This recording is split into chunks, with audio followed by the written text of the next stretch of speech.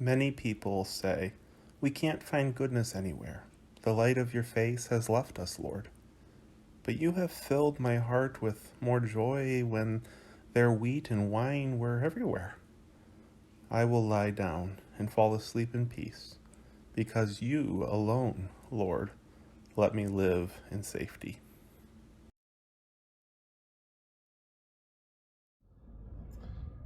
I love the statement at the beginning of this psalm.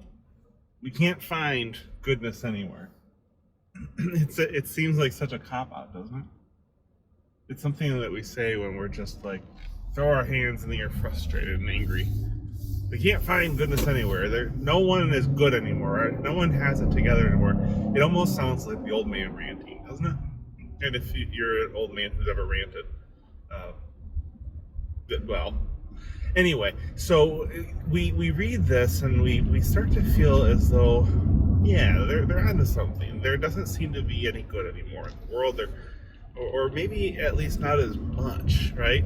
Well, what we know is that's not true. There are plenty of good things in the world, good people in the world, but it can start to feel overwhelming. It really can. And one of the things that I love about this passage is it helps us to think through the fact that there are good people, and here's the big piece of it: you can be one of them. I can be one of them.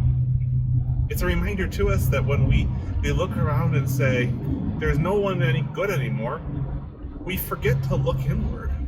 Look inward to who God created us to be.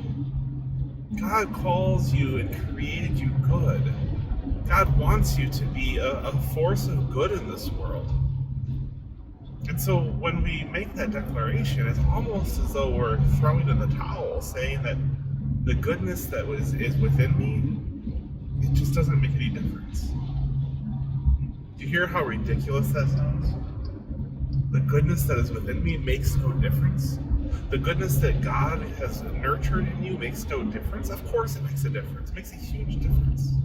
And that's what rounds out this psalm, right? Is this statement that reminding us that God has planted within us a peace, a goodness. And so when we cry out that there is no goodness, God is calling us to dig deep within us, to acknowledge that there is good in us, and that we can be a contribution of good in the world. What a meaningful, powerful thing for us to hold on to, especially today as we go through days when it does start to feel like there is no good. But there is. And that goodness is you.